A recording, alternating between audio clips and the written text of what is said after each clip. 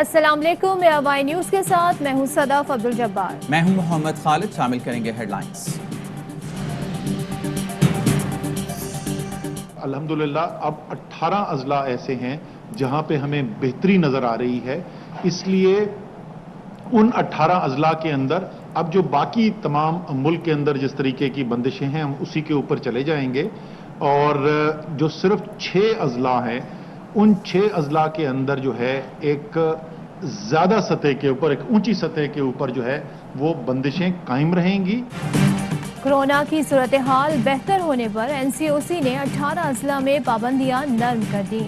لاہور، فیصل آباد، ملتان، سرگودا، گجرات اور بنوں میں 22 ستمبر تک پابندیاں برقرار رہیں گی۔ اسد عمر کہتے ہیں ملک کے باقی حصوں میں پابندیوں میں 30 ستمبر تک توسیع کر دی۔ کورونا میں کمی آ رہی ہے، آئندہ 15 دنوں میں مزید کمی کی توقع ہے۔ بڑے شہروں میں تقریباً 40% آبادی کی مکمل ویکسینیشن کا ہدف پورا کرنا ہے۔ جو شخص ویکسین نہیں لگوائے گا اس پر بندش بڑھاتے جائیں گے۔ ملک میں کورونا کے مزید 78 مریض انتقال کر گئے، 2580 نئے کیس رپورٹ ہوئے۔ ٹیسٹ مثبت آنے کی شرح 5.4% رہی۔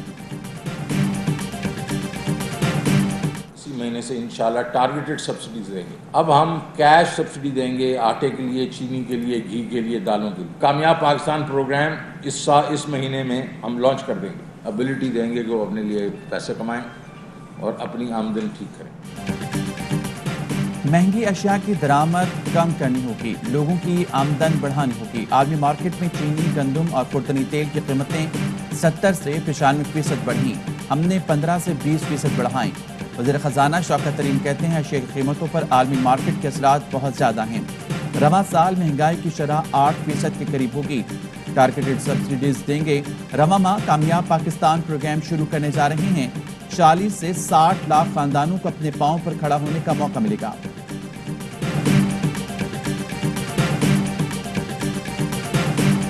IMF پروگرام میں گئے تو اس سے ہماری ڈی ویلیویشن ہوئی۔ یہ طے ہے کہ ہم نے افغانستان کی مدد کرنی ہے۔ 10 دن ایف بی آر کا سسٹم بند رہا، قرضوں کا بوجھ معیشت پر بڑا مسئلہ ہے۔ روپے کی قدر میں کمی کی وجہ سے قرضوں میں اضافہ ہوا، قرضے 39.9 ٹریلین روپے تک پہنچ چکے ہیں۔ حکومت کو مجبوری میں IMF پروگرام میں جانا پڑا۔ وزیر خزانہ شوکت ترین کہتے ہیں یہ طے ہے افغانستان کی مدد کرنی ہے۔ افغانستان کے ساتھ کاروبار کے لیے مقامی کرنسی کے استعمال کی بات چل رہی ہے۔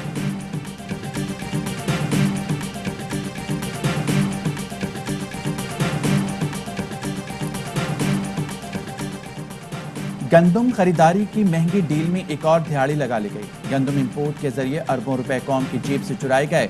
مریم اورنگزیب کہتی ہیں بدقسمتی ہے، آٹا، چینی، کپاس امپورٹ ہو رہی ہے۔ مافیا کی خود قسمتی ہے، ساری امپورٹ ATMs کر رہے ہیں۔ گندم، چینی امپورٹ میں وہی کھیل کھیلا جا رہا ہے جو LNG میں کھیلا گیا۔ پہلے جان بوجھ کر تاخیر کرو، پھر مہنگے داموں امپورٹ کرو، پھر وزارتوں کی سرزنش کے ڈرامے۔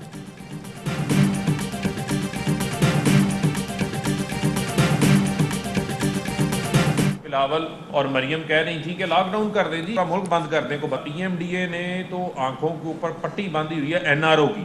میں نہ مانوں والی رٹ لگائے رکھیں گے۔ پیپلز پارٹی یہ جعلی اکاؤنٹس بنانے کے علاوہ یا منی لانڈرنگ کے علاوہ انہوں نے کیا کیا؟ نون لیگ اور پیپلز پارٹی نے ملک کو تباہ کرنے کے علاوہ کیا کیا؟ اپوزیشن کے اپنے ہی مسائل بہت ہیں۔ بلاول اور مریم حکومت کو لاک ڈاؤن لگانے کا کہتے رہے۔ فاروق حبیب کہتے ہیں معیشت بہتر ہو گئی، اپوزیشن نے میں نہ مانوں کی رٹ لگا رکھی ہے۔ وفاقی کابینہ کا اجلاس آج ہوگا۔ اراکین پارلیمنٹ کی تنخواہوں میں 10% اضافے کا معاملہ زیر غور آئے گا۔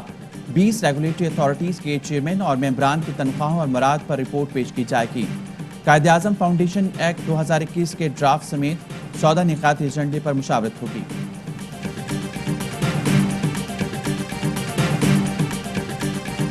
One that's also involved at different points, cooperation with us on counterterrorism. And so there are a number of things that have come into play. It has a multiplicity of interests, some that are in conflict, clear conflict with ours. امریکہ کا پاکستان کے ساتھ تعلقات پر جلد نظر ثانی کا اعلان۔ وزیر خارجہ کہتے ہیں پاکستان نے انسداد دہشت گردی سمیت کئی معاملات میں تعاون کیا۔ ہمارے درمیان کثیر الجہتی مفادات ہیں، مگر افغانستان کے کچھ معاملات میں اختلاف ہے۔ امریکہ پاکستان کے ساتھ اپنے تعلقات کی طرف توجہ مرکوز کرے گا۔ طالبان نے کابل کی طرف تیز مارچ کر کے معاہدے کی خلاف ورزی کی۔ امریکی افواج کی موجودگی میں حکومتی فورسز کابل میں اتنی جلد پسپا ہو جائیں گی، اس کی امید نہیں تھی۔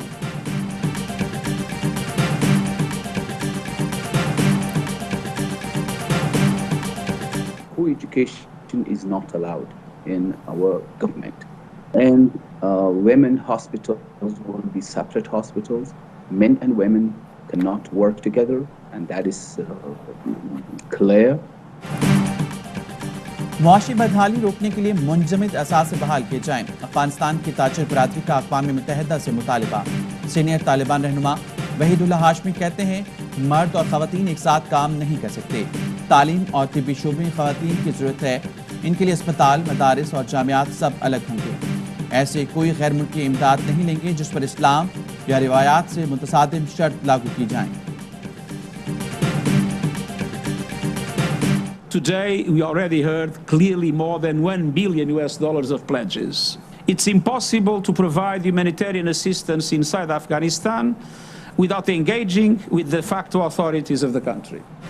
امریکہ کا افغانستان کے لیے $64 ملین امداد کا اعلان۔ رقم قدرتی آفات، کورونا، وبائی امراض، خوراک، طبی سامان اور دیگر ضرورت کے لیے استعمال ہوگی۔ اقوام متحدہ کے سیکریٹری جنرل نے عالمی برادری کو 1 ارب سے زائد انسانی امداد کا وعدہ یاد دلا دیا۔ کہا افغانستان کے ڈی فیکٹو حکام سے بات چیت کیے بغیر انسانی امداد پہنچانا ناممکن ہے۔ اس وقت طالبان کے ساتھ تعلقات قائم کرنا نہایت اہم ہے۔ عمران خان دام ویلی دی چې موږ بلدین وروسته د اشتباه عمران خان نے یہ بھی کہا کہ ہم اس کے بعد کسی بھی جنگ میں امریکہ کا ساتھ نہیں دیں گے۔ افغانستان کے خلاف اور عملی طور پر بھی اس نے اس بات کو عملی جامہ پہنایا اور امریکہ کو بیسس نہیں دیے۔ ممنون او مشکور۔ پاکستان نے افغانستان میں امن کے لیے اہم کردار ادا کیا۔ وزیر اعظم عمران خان نے واضح موقف اپنایا کہ افغانستان میں جنگ نہیں ہونی چاہیے۔ نیٹو کی حمایت کے بدلے بھارت کو افغانستان میں کھلا میدان ملا۔ مودی افغانستان میں اپنی غلطیوں کا اعتراف کرے۔ حزب اسلامی افغانستان کے سربراہ انجینئر گلبدین حکمتیار کا پروگرام پاور پلے میں خصوصی انٹرویو۔ کہا افغانستان کو عالمی سطح پر تنہا کرنے کی کوشش کی جا رہی ہے۔ افغان عبوری حکومت پر دباؤ ڈالنے کے لیے امریکہ شرارت کر رہا ہے۔ امریکہ کا ایک گروپ احمد مسعود کو پنجشیر کے لیے اکسا رہا تھا۔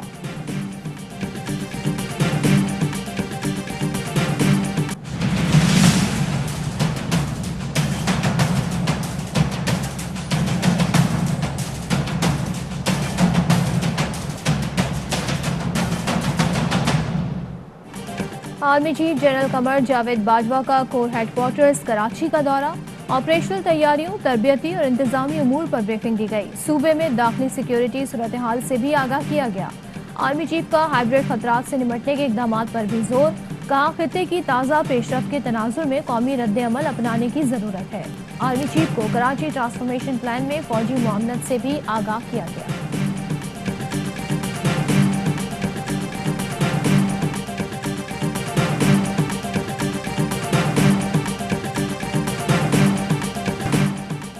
اقوام متحدہ کی انسانی حقوق کی ہائی کمشنر کی مودی سرکار پر تنقید۔ کہتے ہیں بھارتی انتظامیہ کی جانب سے مقبوضہ جموں کشمیر میں لوگوں کے جمع ہونے اور رابطوں پر بار بار عائد کی جانے والی عارضی پابندیاں لگائی گئیں۔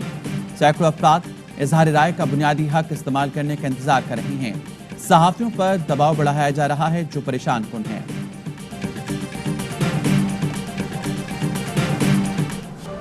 میڈیا پر پابندیاں نامنظور، پی ایم ڈی اے بل کے خلاف ملک گیر احتجاج۔ ملک بھر کے صحافیوں نے اسلام آباد پارلیمنٹ ہاؤس کے گیٹ پر دھرنا دیا۔ صحافیوں کا کہنا تھا پاکستان کی تاریخ میں پہلی بار پارلیمنٹ کے جوائنٹ سیشن کے دوران پریس گیلری کو تالا لگا دیا گیا۔ حکومت کو یہ یقین کیوں ہے کہ وہ میڈیا کا گلا گھونٹنے میں کامیاب ہو جائے گی؟ پی ایم ڈی اے بل پاس نہیں ہونے دیں گے۔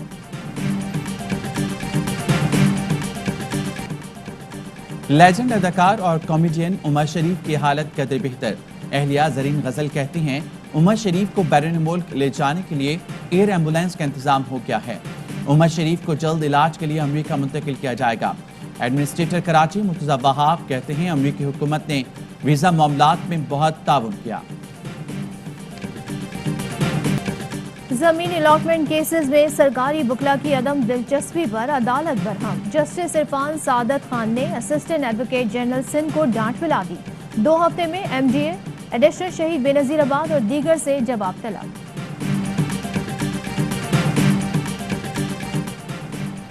PIA کے بیڑے میں اضافہ. لیز پر لیا گیا ایئر بس طیارہ اسلام آباد پہنچ گیا. دوسرا طیارہ کچھ دن بعد پہنچے گا.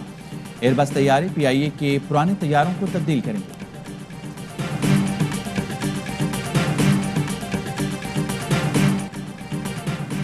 حرمین شریفین انتظامیہ کی بہترین کارکردگی. خانہ کعبہ کی چھت کی صفائی کا کام ریکارڈ 20 منٹ میں مکمل کر لیا. غلاف کعبہ، دیوار اور چھت کے دروازے کو جدید مشین سے صاف کیا گیا. مسجد نبوی کے تمام حصوں میں صحت اور احتیاطی تدابیر کی پیروی کرتے ہوئے آب زمزم کے کولر واپس رکھے گئے. اور متحدہ عرب امارات میں 10 گرام سونے کی قیمت 2118 درہم ہو گئی. 1 گرام سونا 211 درہم.